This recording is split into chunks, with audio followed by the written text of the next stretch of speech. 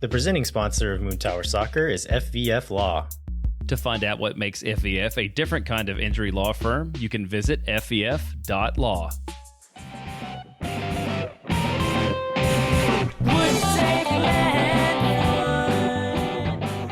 Hello, friends, and welcome to SWOONTOWER Soccer. I'm Mike Cragnola. And I'm Steph Cragnola. And this week we have a very special episode for you. Yeah, we do. We are so excited to be joined by three different folks on the Austin FC team. So we've got two exciting interviews, one with Leslie MacManus, who is the performance dietitian for the team, and the other one with Trennis Jones and Gissela Cruz who are on the community impact team. Yeah, they were kind enough to spend their time with us during this international break. And so we decided to do a special Oops All Interviews episode. We were not able to get a Miami opponent spotlight for you. And so that's why this episode is coming out a little bit later in the day on Friday, because it's a little bit more evergreen. Here's the Miami opponent spotlight. Nico Duborsarski is going to take Messi down like he took Heung-min Son down. That's right. Yeah, we are hoping for our little Argentine hero to meet his big Argentine hero and two-foot him. Crush him. Yeah. So we'll see how that goes. For more in-depth coverage, obviously check out the Moontower preview. Yeah, they did a really good from job this week.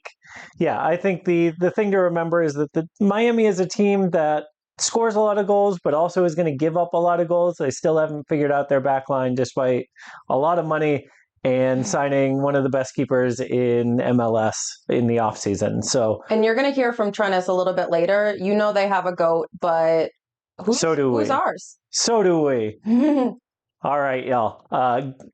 Check out these interviews. Let us know what you thought. And thank you so much for your time. Let's get into the first one here now with Leslie. Okay, we are so excited for this interview this week. Leslie MacManus is Austin FC's performance dietitian. She came to Austin in January 2025 after working with Florida International University, Miami Athletic Club in the USL, Inter Miami, and the Baltimore Orioles, amongst other roles. We are so excited to get to chat with Leslie a little bit today about food, about Austin FC, about living in Austin, and about how she got to this place in her career. So Leslie, thank you so much for joining us today. Yeah, thanks so much for having me. I'm excited to be here. So this is a unique career path to come into for professional sports, and I think it's something that one of the things we're excited about is talking about the different roles within the organization that you might not even be aware of. You as in folks listening, obviously you are very aware. So can you tell us a little bit about your history, your journey, and what brought you into this career path of becoming a registered dietitian? Yeah. So, I think a lot of dietitians, I'd say maybe have similar paths into the field. Mine was more just that personal standpoint. So I'll back up way back when. I was born in Michigan, grew up in Pennsylvania, right in the Philadelphia area. I think I moved there with my family when I was maybe 2 years old. So, I call Philadelphia home. I grew up playing a variety of different sports. It was soccer, basketball, lacrosse, club teams with the school, you name it. I ended up switching over to running track and playing field hockey in school. So, all of those sports combined, very active lifestyle growing up. And I think kind of from that active lifestyle, it was more just like a little bit vague, but a little personal interest in, my own health and wellness. As I got older, starting to kind of see, the different foods that I ate maybe made a difference in, how I performed on the field that week. Fast forward a little bit into my final year of high school. I do remember we had a they called it like a senior project, kind of this final project. You had to essentially select some sort of project ranging from if you're interested in research or like a community service type of initiative, or, maybe for people in the arts, they could do something artistic, things like that. At this point, I already knew where I was headed in the fall for college. So, my parents very much urged me to kind of use that project wisely, actually like take advantage of the time and try to do something that I was maybe interested in, see if it's something I want to do, because like many high school students, I had no idea kind of what I wanted to major in when I went off to college. Yeah, of course. My mom, she is retired now, but she was, always is, but is a doctor. So, she kind of helped me decide like, hey, I know, we have careers called, or people called like dietitians that work in the hospital with us. Maybe that's something you want to look into. So, for this senior project, I shadowed a registered dietitian in the area. This one was more, she worked in like an outpatient setting. So, patients came into her clinic every day, way more like one-on-one counseling. And maybe it was the few days that I went in with her, but very like medical condition focused. Nothing to do with sports, which totally fine. But, I was like, okay, this is cool.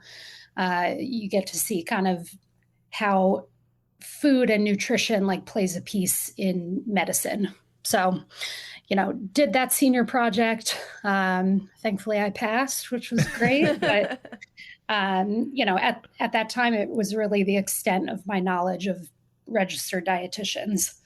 So after that, kind of went off to college. I went to Johns Hopkins University, played field hockey there, which was a great experience. And then, fast forward a little bit more, it was my last year of college, where maybe I'm wrong, but I believe it was the first time,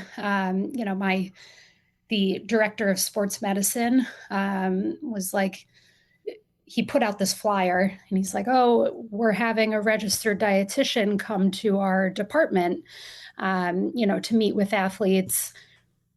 I forget how he really worded it, but more like on an as needed basis. So, maybe some athletes who were higher risk or who were going through like a long-term injury type of thing. I did try to meet with her, but more on that, hey, this sounds really cool. You work tell with me about your job. and food. Yeah. And, I totally understand it. It was kind of this sense of, I couldn't like take up a slot on that given day. Sure. But she was very nice. She, email me and we'll continue the conversation, things like that. But, that time, it basically was that kind of light bulb in my head. It was like, oh, wait, athletes, sports, performance, nutrition. This sounds like, kind of probably, a perfect fit for all of my interests in one. Given it was my last year of college, I soon after discovered I didn't have the right coursework to, of course, to be on that like RD path. So, which looking back, it was actually like a good thing. It caused me to go, continue my studies, maybe I'll say. I decided to do, instead of like a second, whole bachelor's degree, I did a master's program. Cool. To get that like coursework required. I completed it at Drexel University up in Philadelphia. So, got to spend a little time closer to my family, which was really nice. And then I think it was like a 2-year program. And lo and behold, Drexel actually has a pretty good like sports nutrition program on campus. So, I basically said yes to any opportunity that came my way, probably for better or for worse.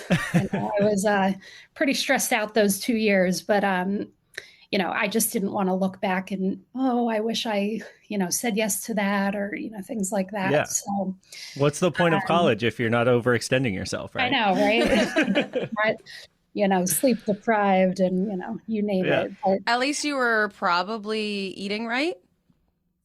yes. So, because so that sports nutrition program on Drexel's campus, they had a few dietitians on the team at the time. They were working with those Drexel like college athletes, and the program, I guess, how do you say it? They had like contracts with some different professional teams in the area, including the Philadelphia Union. So kind of connecting back to the world of soccer, which was really nice. But so really that time definitely kind of like solidified, okay, this is definitely what I want to do, especially looking back now that when I was a college athlete, I didn't really know. I didn't have any nutrition knowledge myself, kind of just that like experimentation maybe. Yeah, of course. A little by little, but, trying to give back to now college athletes, like giving them what I didn't have. So, it was definitely what drew me to the field and then really kept me here ever since. Nice. That's cool. You had mentioned sports nutrition, and I think that's a term that people are maybe more familiar with than registered or than performance dietitian. And so Sure. Just really briefly, could you explain the difference between the two? What I've learned from Googling is it's education, but you, a professional, can tell me. And sorry, to clarify, you mean between like a dietitian and nutritionist? Yeah, like sports nutritionist, I think, is a term people have heard. Yes, I will try to make it, as condensed and clear as possible. It gets a little confusing because, when you look at like more the international stage, in places abroad, the nutrition expert is called a nutritionist. But, here in the United States, it's a little different. Maybe I think they wanted something a little different than, registered nutritionist, because an RN is a nurse. So, they were probably like, oh, we got to figure it out. But anyway, here in the US, I want to make sure I say it right. Not all nutritionists are dietitians, but all dietitians are also nutritionists. Okay. So I have rectangle square action. Right. It's like, oh my goodness, sorry you asked, right? All this info that you didn't need, but my like official credential is the registered dietitian credential. So in order to call myself a dietitian, it means that, I have that RD. It requires some, coursework that I talked about earlier. Then after you do your coursework, you can then enter this program. We call it dietetic internship. So it's along with or similar to a lot of the other like healthcare fields. Sure. It's a lot of your like clinical rotations. You're doing a lot of not just clinical, but you're doing a lot of rotations and completing competencies and you name it, projects, whatnot, under the supervision of a registered dietitian. So my program was actually at University of Maryland. I had all sorts of different rotations, really great program for me as well. And then I think in my program, we had at least 1,400 hours of this supervised practice. So it was, a 10-month program where I'm kind of working full time.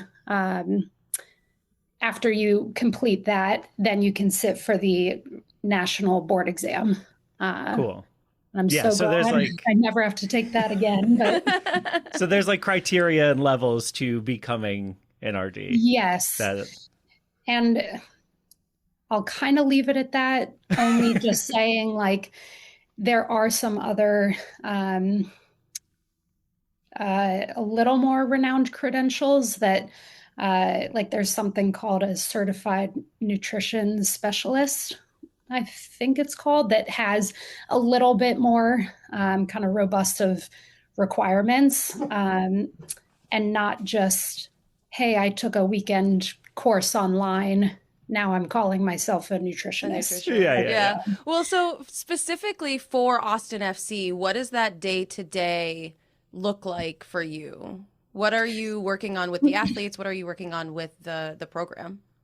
Yeah, so I mean, of course I'm biased, but I like to think, my role really involves a lot of different responsibilities, a lot of things that I think are more a little bit like background type of work that nobody would really kind of see me doing. I guess I could break my responsibilities up into, I don't know, like 2-ish categories. So we're talking about like the individual level. I'm really responsible for, that nutrition care of all of our athletes. A lot of this work is that kind of one-on-one meetings where I'm doing like full nutrition assessments, using a lot of our different, tests and metrics. What I mean by that, such as like lab work, body composition assessments. We do like hydration testing and sweat sodium or sweat concentration testing, and some different performance metrics out on the field and in the gym. I kind of use all of that information. Hopefully the guys tell me as much detail as possible. I use all of their personal information to really help them come up with a personalized, like individualized nutrition plan, so that they can, I can help them excel as an athlete on the team. Some of these other like important factors that, I try to gather during these assessments are, things like kind of going back to a little more clinical work. If somebody has a medical condition going on that, I like to use the example in some of my previous roles, maybe I'll say, I've had athletes who have type 1 diabetes. And so you need to kind of like tackle that medical condition, but also put it into the context of they are an elite athlete, and how do we kind of manage the medical condition while also helping them excel as an athlete. I know, another kind of interesting other example, a recent one. I know, a lot of guys on Austin FC, they follow, specific dietary patterns or even religious practices like Ramadan. We just had that recently. So, I think some of these factors are, again, I'm biased, but I think like fun challenges of my job, seeing each athlete as, not just giving them like a generic plan. Hey, here you go. It's going to work for you and for the next guy and whatever. Like you really have to tailor each plan to the person in front of you. So that's a lot of my individual work. But then I have a lot of more like team level responsibilities. So a lot of that is, I like to say, more like food service tasks and kind of logistics, operations, planning for the group as a whole. And making sure the cafeteria has like the right options in it.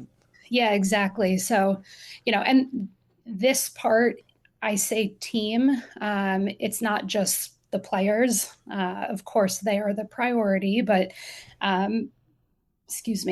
when one of these roles is helping, I develop the menus for all of our travel trips. So when we go to an away game, we, fly out the night before, and typically we stay at a hotel and we have 3 meals at the hotel before the game the following night.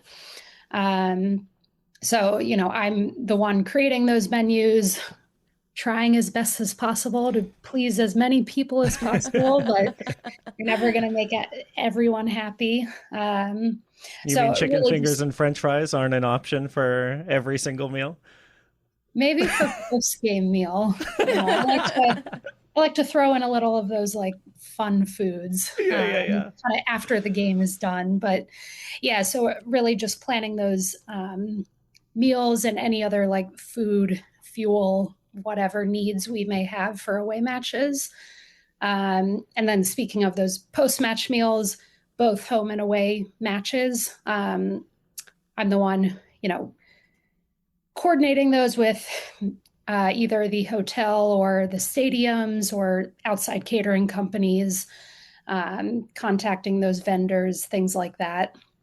And then you made a note to this just a few minutes ago.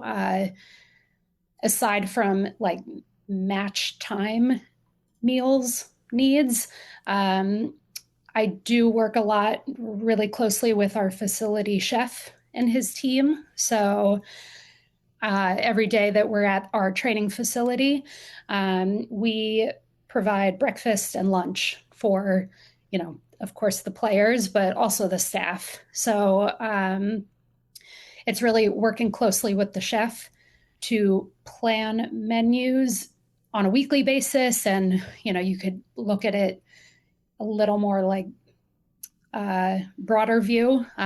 We could plan it like a month in advance, saying, hey, we have, next month we have X amount of games. Let's, find ways to increase the carbohydrates in this week or, whatever it may be. I think he and I, the chef and I, we kind of rely on each other a lot, me providing him with that more like nutrition needs type of information. And then I rely on him. He definitely like takes those concepts and he puts out great food all the time. Make the macros enjoyable to eat. Yeah, exactly. Like making food that everyone, wants to eat and things like that, which is important. So those are kind of like broad responsibilities. When you're thinking about day to day, one thing I love about the job, every day really is different. I think kind of typical day, I could walk through, I'm arriving to the facility maybe around 7 a.m. most days with our current training time, I'll say. So I like to show up or try to show up before, any player really gets there, just to make sure, I'm getting my stuff set up for the day. And, if I need to like check emails or put individualized supplements or products or whatever at guys' lockers, I obviously, shouldn't be in there when they come into the facility. So I like to do that beforehand. A lot of restocking of, fridges for hydration, drinks, whatever. When the guys start coming in the mornings, they come in kind of in like a staggered timeline, just depending on their treatment times. So kind of those couple hours, maybe I'll say, it's filled with me. Well, definitely me eating breakfast. I have to eat breakfast too. But when they're coming in, just having those like casual check-ins with them.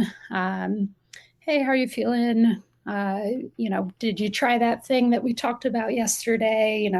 Little things like that. It's a really good time for that. Sometimes I feel like if I don't ask those questions, maybe a guy won't think to share tell that me info. certain things. Yeah. Because you never know what's important, right? Yeah. And I like to use an example of, there are certain things that maybe a guy wouldn't necessarily think that it's like important or relevant to share with me. I remember a few months ago last year, some guy got like a stomach bug or something. And I was like, oh man, like, how are you feeling? Are you better? And then turns out he was like, throwing up a lot for like a day straight, and he lost a little weight and whatnot. And he's like, oh yeah, I probably should have told you. And I'm like, yeah, let's get you some extra, hydration and, eat some plain foods and whatnot, get you back to baseline. So I like to spend those mornings just, having those really quick check-ins. When the team is out at training, sometimes I like to go out and see, especially if, I'm working on something specific with one of the guys. I like to see, how he's doing out there. A good example of that, sometimes we've had guys who are struggling with some like cramping issues during games. So if we talk about strategies to try to improve those symptoms, those next few days, sometimes I like to, even if it's just looking from the window, checking out how he's doing out there, seeing if he's, laboring playing normally, things like that. If I'm not really doing that, I usually use that time to get on my computer, do some of that, future planning of meals, checking emails, things like that. Post-training, then, it's a lot of the same of pre-training, but a lot more is recovery focused. So last year, I was fully making all, post-training protein shakes, preparing, recovery supplements for hopefully all the guys, but, the guys who I know will drink it, eat it, whatever it is. This year, you got to wrap it in peanut butter. I think that's how we get our dog to take his supplements. Have like chocolate protein powder. Some guys, that's the only thing I'll drink. Okay, but making sure that those supplements are there, making sure they have all they need. Then it's usually, lunch, afternoons are spent in maybe one-on-one meetings or meetings with staff members, and really just getting ready for, the next day and upcoming weeks. So awesome. That's so, cool. So fascinating. Yeah, everybody thinks about training is like, the morning and then it's done. But to know that there's so much going on is so cool. We really appreciate your time today. All right, so these are our little rapid fire questions, just to kind of give some flavor, give some color. So, Leslie, we get the fit checks coming into the stadium for game days, but which player that you see kind of every day in the office, and beyond, we're looking at not even just players, right? The whole office staff. Who do you wish the social media team captured fit checks for out of everyone you interact with on a day-to-day basis? I'll think about it for staff members because, like you said, we get the players. We get the players plenty. Yeah. And I won't say this just because she's sitting right here too, but I definitely think Gwen and Amber, if you know Amber, they both have some great outfits every day. And in fact, I feel like the two of them, they often show up to the facility wearing pretty much the same exact outfit. But they We have claim twins? Do you think they text each other? They have that telepathy going on. All right. Yeah, and definitely some of their match day outfits are very much on point. So I wish they got more of them. Yeah, we know Ainsley listens to our show, and so Ainsley, if you can, make this happen. All right, our next rapid fire. What's your favorite part of living out in Austin over the last year? Yeah, I'd really say I've just loved getting to really explore all the city has to offer. I really like being able to get outside. I'll say most days of the year. Of course, it's a little different in, couple weeks of the winter, but I love being outside. So that's been great. And I really just think there's always something to do in the city. My husband and I, we really try to use our free time wisely, whether that's trying new restaurants. Of course, the foodie in me wants to try it all. What's been a highlight for you? Food wise? Yeah.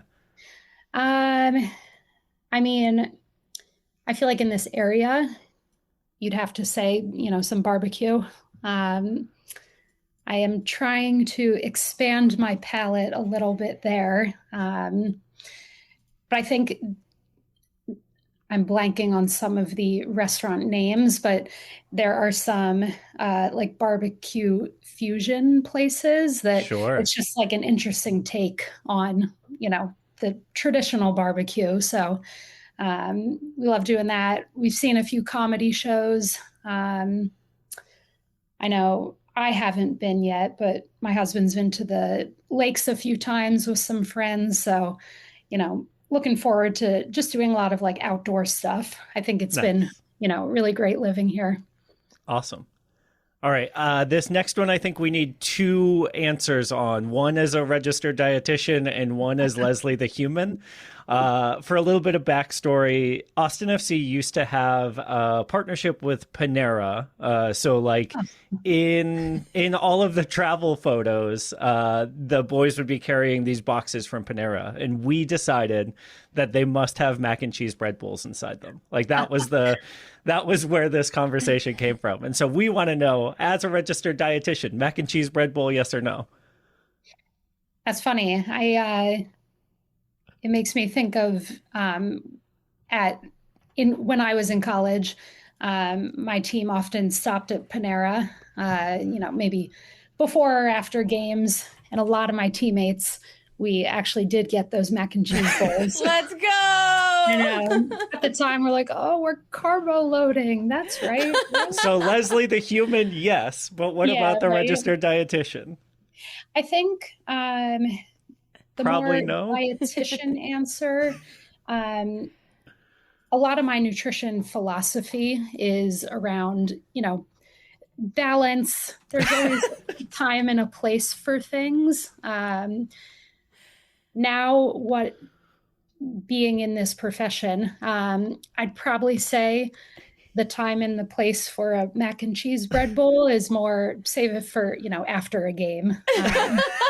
Won't do it like carbo loading like, my teammates and I did. Yeah, I haven't had one of those in a long time, but it's a great throwback.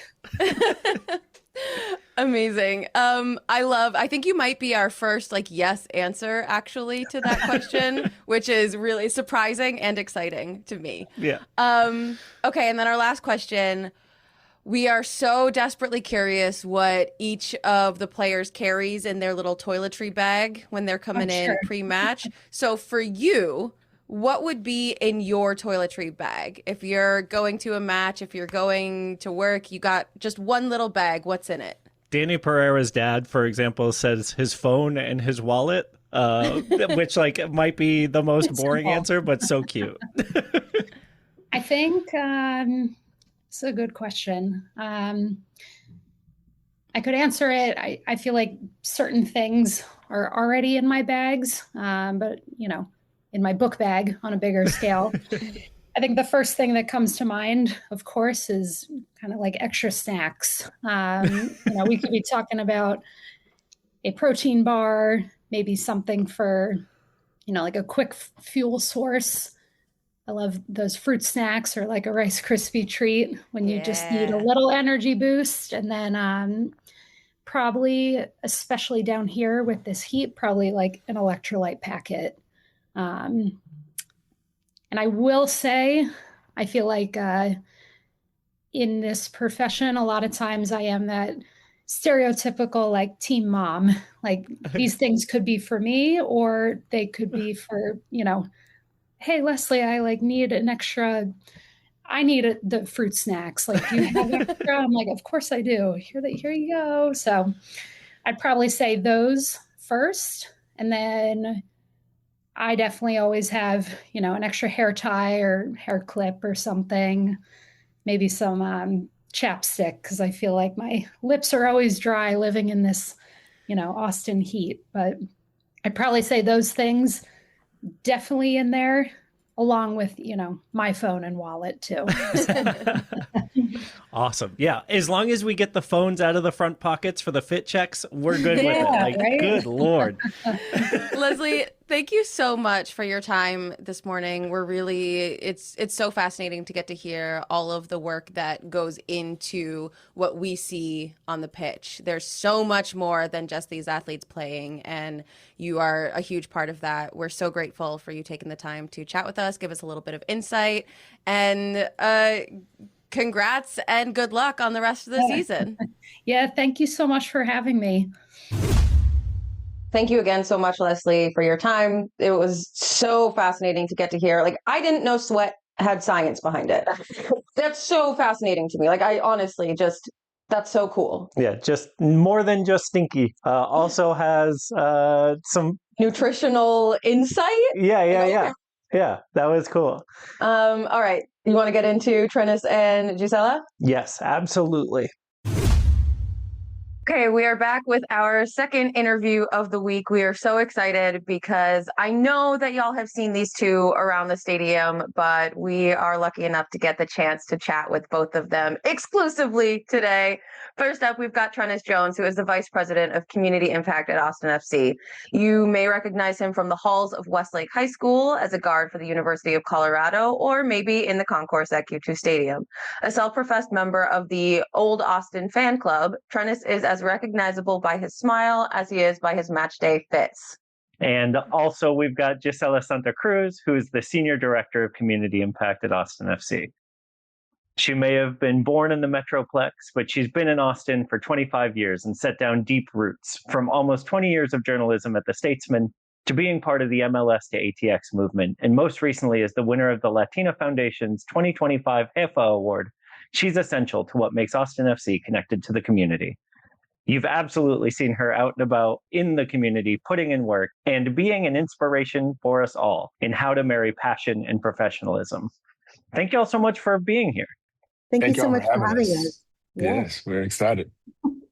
Yeah, we've been talking about this for years, it feels like. So I'm so excited that we're finally getting the chance to sit down and talk with both of you. Yeah, I remember very vividly the first time we explained to Gissela that we would be interviewing the dog, and her like both confusion and acceptance at the same time of like, oh, I guess that's what's going to happen.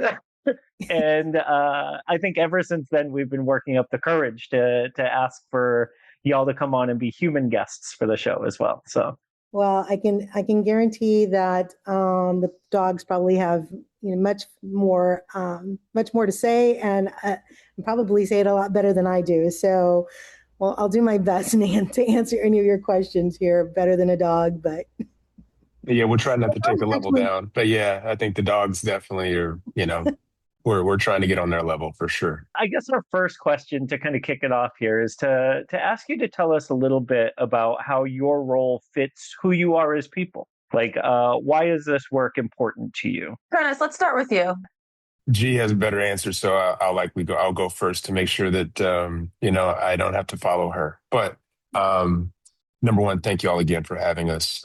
Certainly this work and the opportunity to use something like soccer to improve our community, to hopefully um, allow opportunities for humans to act more humanly, is something that is a passion of mine wherever I'm at. And so I think being able to take something as powerful as the world's game, something as vivid as Austin FC, and to tap into that power to make sure that, kids are being welcome to their schools, that our environment's being taken care of, that the artists that we claim coolness from in this city are respected and elevated. Those are all opportunities that I think we have, not only professionally, but personally to, leave places better than we found them. And so that's where it kind of ties into who I am as a person, but also it's rare to get a chance to do, what you're passionate about on the professional level. And so I'm grateful for that opportunity, and certainly it's a responsibility I don't take lightly. Yeah, I think for me it's very similar to Trennis. I think I knew that from a very young age that I wanted to take space in places that mattered to the communities I lived in. So I think that's one of the reasons I got into journalism. My mindset there was to give people, give the voiceless a voice. And then when this opportunity came to work with an entity that would bring so much joy to a city that I had, now call home and have spent so many years in, I knew that I wanted to be a part of we know that sports, again, is a connector of all humans, but it also has the opportunity to do a lot of good. And so I knew that I wanted to be a part of that effort where we could spread even more joy outside of a stadium and outside of the actual sport itself. So I think for me, it's making a difference has always been a part of my MO, right? And leaving a positive imprint in the lives that I come across. Yeah, and if I am someone who has this passion for doing good in my community and I volunteer or I try to find local organizations to partner with, how do I, as a youth, or using our imaginations here, I'm take me back to college. How do I make this a profession? How is this something that I get into to make this my job and be able to use those resources and my career to impact the community?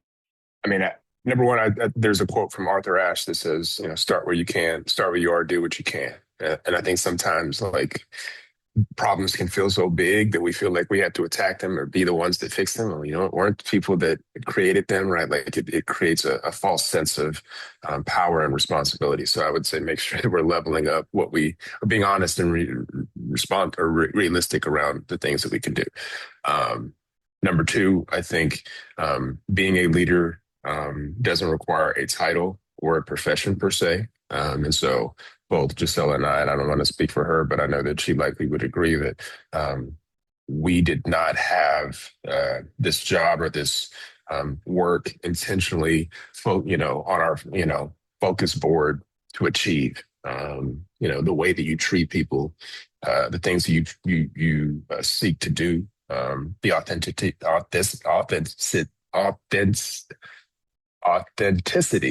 Please leave that in. That you do it with is an essential part of opportunity. And so, if you want to start somewhere, we live in a city that has lots of opportunities to mentor people, to clean up, to stand up for the voiceless, as G just mentioned. Those are opportunities, and oftentimes the opportunities that I've received have come because I'm not necessarily seeking them. Right? They say that you give your best interview when you're not being interviewed, and so these types of roles, I don't think you can manipulate. It's not about a power play or who you know. It's oftentimes about what you're doing and having that work actually speak way louder than whatever your words could ever say.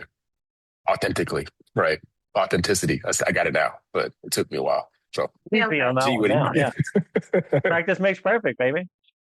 That's right. Yeah, I think, the world of sports offers a huge variety of opportunities for people to tap their talents into, right? And so if we're just looking at, how do kids get, how can you get into sports, period, or how do you get into specifically community work within a sports organization? I think what Trennis just said applies to everything, right? So you have to be very authentic of what you want, being very clear with your goals, right? And then making sure that those goals are authentically you. So I think we can definitely, we all know someone who studied something and got into that particular industry and absolutely hates it because it's not who they are, right? And so I think that's one of the things that you have to be very, very clear with yourself, right? So the idea of working for a sports, team might seem cool, but it may not really be your thing, right? You just like, oh, that's a cool thing. I think the most important thing is one, really, really, have those conversations with yourself and find out where your true passions are. And then you just set your goals. And I think one of the things that's very important, and maybe it's because I'm a mom, but I can't leave out the one ingredient that is very important, and that's getting an education, right? So you do have to, you do have to go to college. I think, I get a lot of kids ask me, like, do you have to go to college to, because you do see athletes who maybe didn't have a college experience, or maybe, ended up, quitting college to enter the professional field. And so then they kind of mistaken that to mean that you don't need an education to work in sports. So sorry to get off, I'm sure that our listeners are, don't have that maybe mindset, but you never know who's listening. We have a lot of kids who listen. So this is all good. Amazing. Because you definitely need an education. It's it's the way things are here. And so, get your education, find your passion, study hard, and then with a whole lot of luck and a whole lot of effort on your part, you find those, the places where you belong.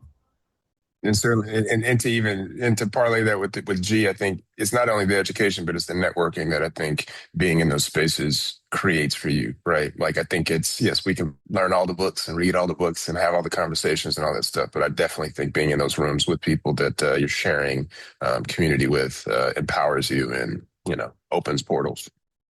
I'm glad you brought up the term community, because that's a perfect segue into this next question, to tell us just a little bit about what community impact for Austin FC means. Like, what is the mission of your team? Well, the focus for us is to make sure that Austin FC is an asset and is strong, and our city, our community is stronger because Austin FC exists within it, right? And so that seems like a very large, it doesn't really give you the specificity or the specifics that you want around what we're doing, but we're able to welcome people to our stadium, welcome people to the game that we love, using who they are, right? Using the culture, using what Austin is. And so our goal is to, have a Venn diagram, so to speak, around all of our interests and make sure that soccer is that conduit. And can we use soccer to reach out to allow people that are soccer heads and care nothing about anything else to be more conscious of why it's important that Q2 Stadium has a true certification that makes sure that 90% of all waste is diverted from a landfill to a more reusable form, right? Like, that isn't a goal scored or a goal stopped. but it does allow us, I think, to make sure that we're leaving places better than we found them, and the intentionality behind those types of things. When you see a mural that's up, in our city, it's not simply because it's beautiful and it's done by a person that you know or any of those other things, but I do think it beautifies our city, it enriches our city, and hopefully it connects people amongst maybe people that had not yet met, but realize through places like the stadium or places like a mural or anything else allows them to realize that they have way more in common than they don't. And so our goal is to make sure that the club is enriching our community, and that we're earning a fan, we're building fandom. And it's not something you can manipulate. It's not something you can pay for. It's something that we have to earn every single day is members of Austin FC. But how we treat people and what we do is directly connected to whether or not somebody wants to pull up and, buy a kit, buy a seat, right? Like, it's not simply whether or not we make the playoffs or we have a ring. And we're, working toward that, but that's not the role that we have. But we got to make sure that, as people want to pull up and support our team, it can be something deeper than whether or not we got 3 points that day. Yeah, I think we were very intentional in carving out where we would want to make a difference. When we first started to build this club, we understood that Austin had a huge number of organizations doing a lot of the heavy lifting in the areas that we thought mattered most to Austin, right? When we were seeking out where we would put a lot of efforts into. And as Trennis said, for us, it was, equity, the arts, and sustainability, right? These are things that are really important to Austinites. So no matter where you are in the world, these three things sort of pop out at you. Austin is known for its green spaces. Austin is known for its music, its artistry. And so we knew that these areas were important, but we also knew that people were already doing really great work. We weren't coming into the new kids on the block. We weren't coming in to try to rewrite anything.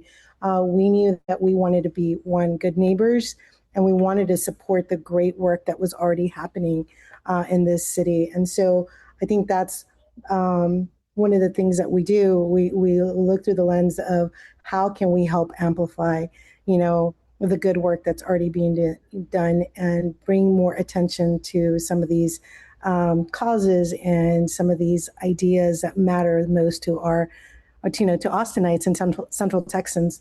So community is not, as Trennis said, it's not just the community that's within Q2 Stadium. It is literally looking around at what Central Texans are doing and what matters to them, and then hoping that it falls within these three pillars that we really focus our efforts on, and hopefully leave, as Trennis says, leave it better than we found it, or at least add a little grain of our seasoning to it, so that it feels better when people are experiencing those things here in our city. I think what's so fascinating about that answer is that, as soccer fans, Austin FC came to Austin and we were like, oh my gosh, this is so exciting. We have a soccer team for us. And to listen to y'all, like, building that fan base of people who weren't mapping out the stadium and which direction the sun would hit so that we can get tickets in the right space. The people that weren't there yet, they still deserve to be brought into this community, and to have those relationships authentically formed. You're not just trying to sell out the stadium, you're trying to create legacies of fans and families who, like this, maybe they move to a city and they don't have a soccer team, and when they do, they feel this. So you're trying to create that lasting impact. And I think that's really a beautiful thing, and something that we don't think about as soccer fans first. We don't think about a lot. And people who, you mentioned a bunch of things that you're doing in the community, and, folks know about the mask, especially if they listen to this podcast. They know about the mascot of the match. They know about the season of giving. We see pictures of players and front office staff buying groceries at HEB. We see those things on socials, but so much of what you're doing is not meant to be spotlit. Yeah, Instagram moment or whatever. And Yeah. so with that, like, what are some of your favorite initiatives that maybe fly a bit more under the radar? G, you got to go first on that. I think one of the things that I am proud of is when we do have that opportunity to make someone's moment and bring a brighter day, especially when people are facing some really dark and testing times, and that we get to be a part of their lives, even if it's for a split second, and that we get to bring something positive to their lives. And that always feels really good. And those are really the times that make me very grateful to be a part of this team and to be a part of what we're doing and what we're building. But if I have to say, one of my favorite things that I get to do during the season, and it does not go under the radar, it gets a lot of play, but it's our unified team. So I love those families. I love our players. These are really incredible people that we get the privilege to show a lot of love to and show a lot of acceptance for, and giving them a place to really discover and working with one another, having kids with mental disabilities partnered up with kids without mental disabilities, and just having them share a space where they can grow and learn about one another. It's truly, one of the best things to watch and witness. So that's one of my favorite things that we get to do throughout the year. And of course, it's big. It's right up there with our mascot of the match. I'm a big dog person. I've known to have 3 dogs at a time, and so Steph, you know this about me. Every dog that comes to us, I want to adopt. It's always so hard to walk away from. But it's one of my favorites because I just love dogs so much. So. Dogs will definitely get us off on a tangent, and what I want to focus on a little bit more is the unified team, because I think this is one of the things that, like, for the heads who know, it's the best, right? Like, when we get the unified matches at the stadium, and like they're playing after the regular match, being able to like hang out and support those kids is so exciting and so fun. Can you tell us a little bit more about the initiative, like at both the MLS level and what we do locally? Sure. First of all, this is one of those topics that I really can talk a lot about. I have to talk. I have to just let you know. So we just had our signing day this past Saturday. Oh, it's so exciting. Oh my God, guys. It was so much fun. And I got to give a big shout out to our creative team, our marketing team, our photographers who created this incredible vibe for the day for our players. They had media day, just like the regular first team does. It's on a smaller scale, but it was so much fun. So, we had media there. Thank you so much, Gwen, who's, part of our comms team who set that up. We'll have to get on the list for next year. We've got some pressing questions for the players that we would love to get covered. So I would love that. Yes. Let's make that happen for next year. So yeah, I'm still on cloud 9 from this weekend because it was probably our best signing day yet. So, and it was a lot of talent, a lot of big players coming through. Let me tell you, we signed some big names. That's all I've got to say. But this is an initiative. I'll be honest, I'm not sure when it started, but it is on the MLS side. It was, again, a part of the MLS Works platform, and they paired up with Special Olympics and created this program, again, where you took kids with disabilities and without disabilities and paired them together so that they could, enjoy the game of soccer together.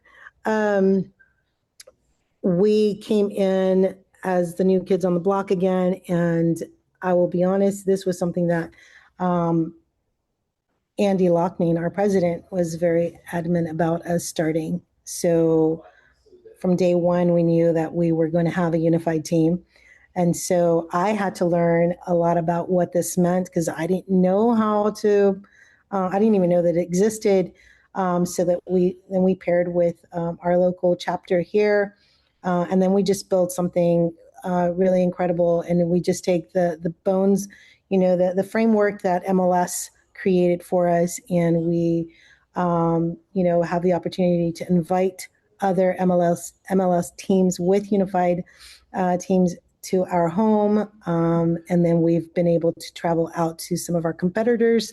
And typically, unlike the first team, one of the things that I think is really special about our unified season is when we have a game, we not only have this matchup, but we take the opportunity to have like an outing with the visiting team. And so we get to really sort of, in Spanish, we say convivir, right? So you come together and you sort of enjoy time, you get to know one another, and you hopefully make some friends before you have a matchup, right? So it's pretty special. And this year we welcome Houston to the stadium on the 25th of April. So please stick around if you're in Austin for that, because that happens after the first team match. It's a pretty late game, but it's a quick game and it's a lot of fun. You'll see, it's always a really fun time to watch them.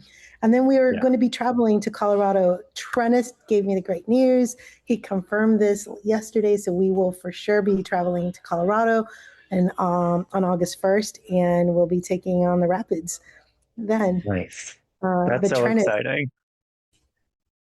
Anything to add? It's to even go back a little further, I think, to G's point, a lot of the things that we get a chance to do that are likely the most powerful don't come with a videographer or photographer with us, right? And there's such power in the stadium, in our community, and for a kid that's being bullied or kids not welcome, you are welcome right on Bright Verde Way, right? Just kind of what it is, right? And so we get the benefit of tapping into this stadium and the energy that soccer can provide and what it potentially can do for someone's life, right? And so those things are essential. Our unified team, right? I often say that we have 4 teams, right? The first team, the second team, the academy, and unified, right? And that is there's no philanthropic element to this. That is one of the teams. In fact, last year was the first time that all 4 teams were in competition together on the same day, which was kind of cool. And so, building relationships, knowing that soccer has the ability to allow people to interact with one another and be in competition with one another, right? Like this, we're keeping score. When Houston comes in here, we're trying to win, right? They're trying to win too, right? That's part of what we get to share with one another. And so G is our sporting director of the unified team, has been an essential part of how that program gets built. But again, these are things that I think we are the beneficiaries of, and it's important for us to while we sit in these seats that we continue to strive forward to make sure that the soccer is used for better. And that is an example, one of the examples that I think that we have the opportunity to tap into. Yeah. To me, the unified team is so much fun because one of the things that we've discovered through this MLS journey is the Minnesota United concept of drink 90 drink, where before the game you're friends, 90 minutes your enemy. immediately after the game, you're friends again. And that to me is like the perfect encapsulation of those unified matches, right? We got to see the unified team when we were in Minnesota a couple years ago. So we got to stick around for the unified match. And it's just such a great vibe. The energy is so good. And I absolutely, if you're listening, stick around for the unified match. If you're traveling to Denver, plan to stick around for the unified match there, because it is unlike any other in-stadium experience, I think, that you'll get. Yeah. One of the fun things, I think, is when you are traveling and it's two different unified teams playing. Like Austin didn't make that trip with Austin FC, but there's a different unified game. They're just as much fun. And like the supporters sections for those traveling or those home teams will let you like come hang out and learn their songs to support their unified team. Like it's a blast. It's such a cool space. And it really shows that that community aspect. So I'm glad you say that it's something that like gets a lot of press, right? But like I think a lot of our listeners are learning about it for the first time, and so there's never too much that can be said about the unified team. So I'm glad we dug into it. So besides sticking around for, go ahead. I was gonna, and it's so easy to fall in love with some of these players. I mean, they're so charismatic. So you know, the goal sellies are off the charts. Like they are always getting nines from us. So folks who know, these are hot sellies. You got to stick around for them. Gotcha. So besides sticking around for those unified matches, besides, continuing to support the club, is there anything that people listening can do to support the efforts that you're making? Or is it really, Trennis, going back to what you were talking about earlier, being a good steward of the game, being a good human, and continuing to spread that acceptance and authenticity and support through our community? Yeah, I think number one, we have to we don't know everything, right? And I think having requests coming in from fans allow us to, I think, flesh out the work that we need to do. We are part of not leading, right? We are part of the work that's already happening, and so whether it be a Title I school, maybe that could use a little love. Sometimes we have volunteer events, specifically, outdoor volunteer events as part of our Evergreen platform. And certainly, last year's All-Star game allowed, for a greater, more corporate way of serving together. So I think paying attention to what we're doing. I'd also say that our hope is that if there are things that are inspired by something you've seen on social media that we're doing, then pull up and support those organizations. Oftentimes for affinity celebrations, we, get a chance to go to historic places in our city that sometimes are easily forgotten, or maybe people that just moved here aren't aware of. And so if you need to go to Victory Grill, or if you need to go to the Mexicarte Museum, pay attention to what this city is about, why those places existed, and the power that they have provided to even have our city be a city that is capable of having an MLS squad, right? Like that's not something that just randomly happened. That happened because of the culture, of the love, of the power that this city provided. And so let's make sure that as we're building toward, tomorrow, we're paying attention to what even empowered us to even be present today. And so, let's make sure that we're showing up collectively as the Austin FC family to support and celebrate these places. Speaking of Austin FC and the family and the idea of community, I wanted to know, who are some of your favorite former Austin FC players to work with? One of the things that we do on this show a lot is anytime our players are involved in community events, we try to highlight that stuff, right? Because to us, that's more important than the results on the field. And so from y'all, I assume you can't pick current favorites. And so we're looking at former players right now. Look, I don't, it's hard to obviously rank people, but I'm not sure anyone scored more goals, at least, in MLS that we've ever had than Giassi's artist, right? Like, and so that man's heart, his energy, his thoughtfulness about other people, um, and even his thoughtfulness about making sure that his grandmama knows which one of the players he is, right? And so, like, starting with why he dyed his hair Yeah. to make sure that she could know where her grandson was. It's such a powerful thing, and I think it's an example of who he is and who his family is. And so, we're happy to still have G in the city, and I think our club was certainly very privileged to have him as part of our family, and will continue to be part of our family. Yeah, it's immediately who came to mind for me. I knew I was going to actually try to beat Trennis because I knew exactly who he was going to say. She just likes them both being referred to as G. That's kind of what she was going. She's using the other part, but that's really the big thing. Yeah, that's right. I'm OGG and he's OGG. Right.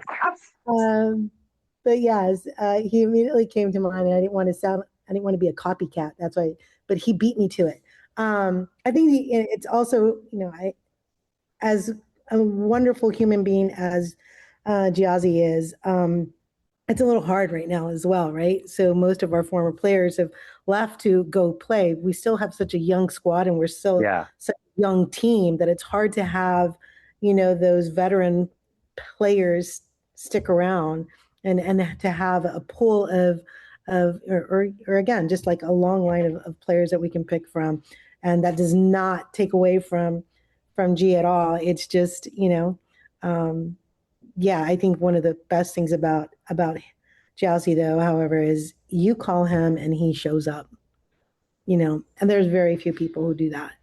There's usually some sort of question, maybe whatever, and he will do his best to show up for you. And you can't take that for granted, and you can't help but appreciate someone who gives so much of themselves to his family, to his former family, or, us. So gotta love him. I love him. He's the best.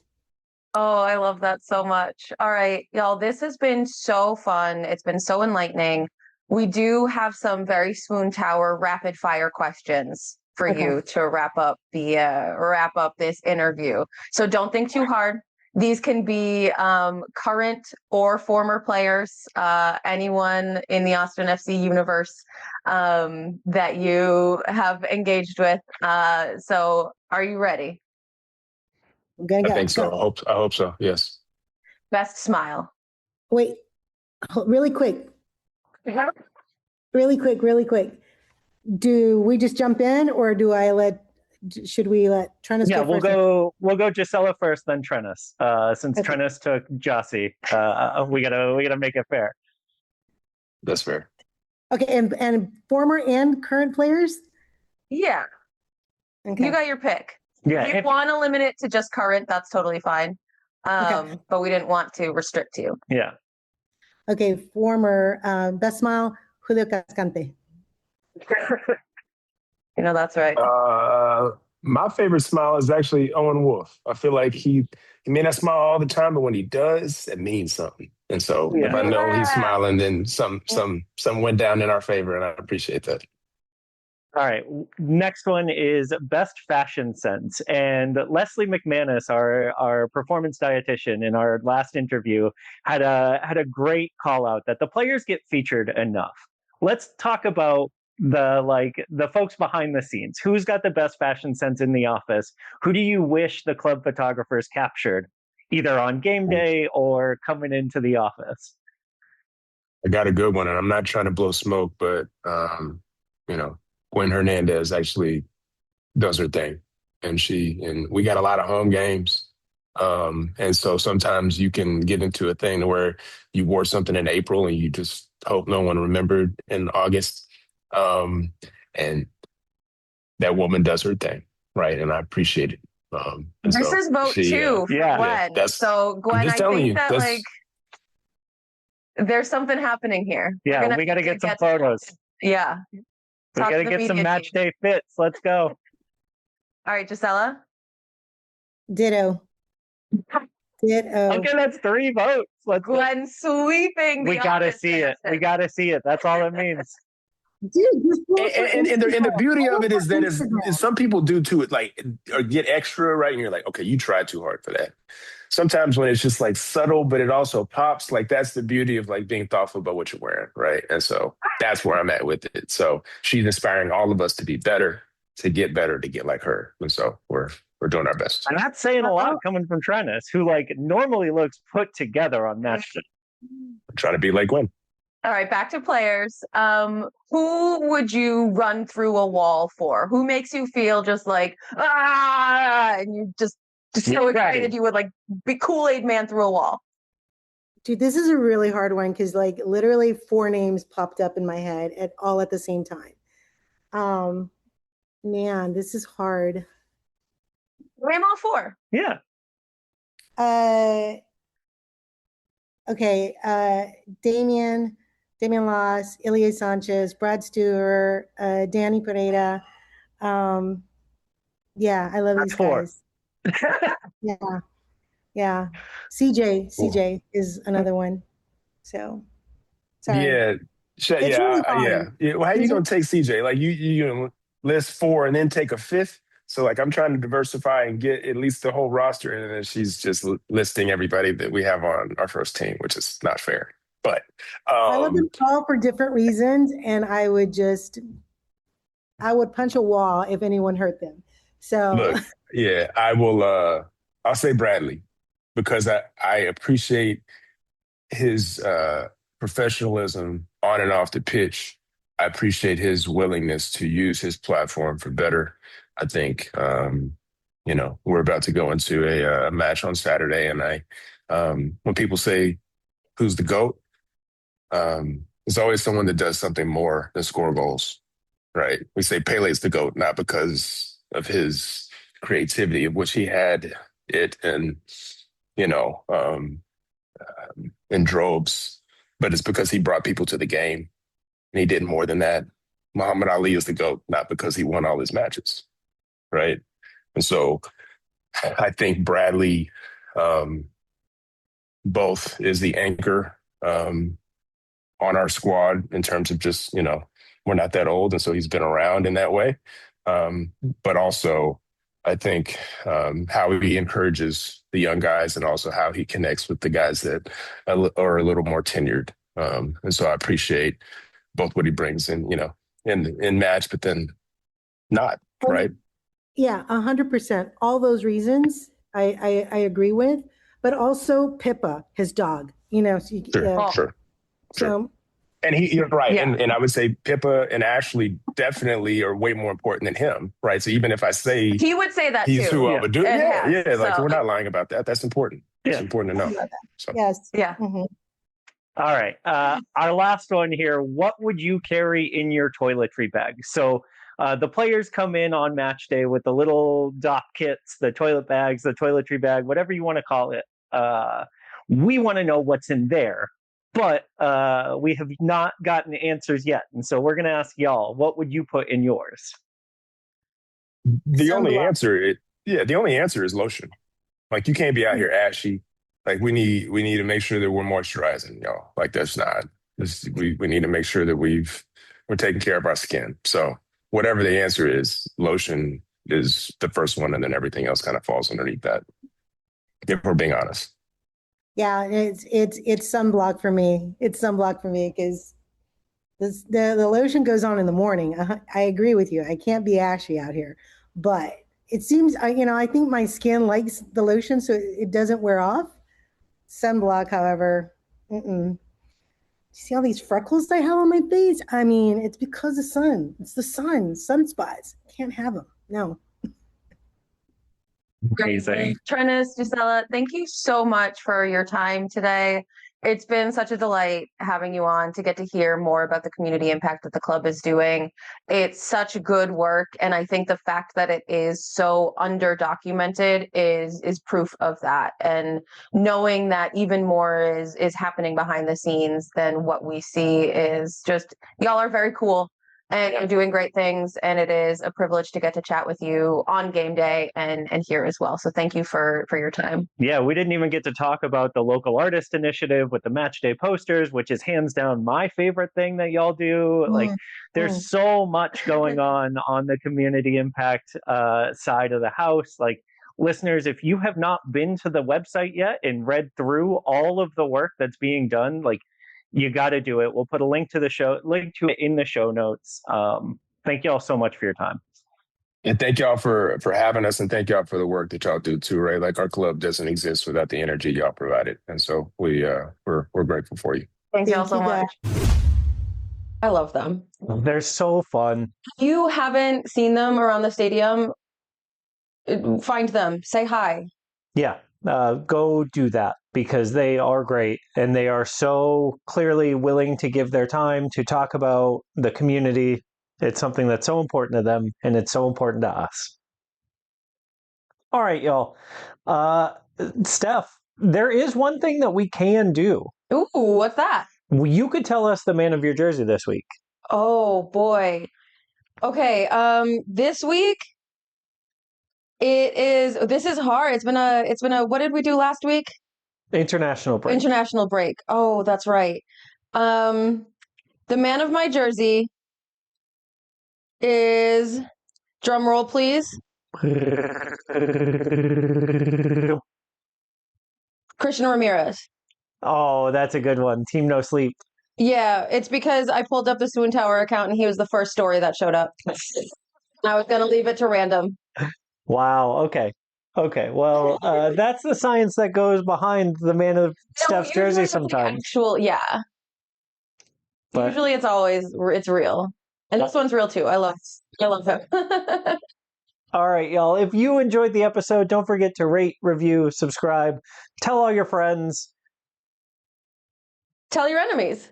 Tell your moms. Tell your dogs. And you know what? Tell your mom's enemies too. We know moms. We know how they can be. Yes, we do. Also, come join us on the Patreon at patreon.com/moontowersoccer.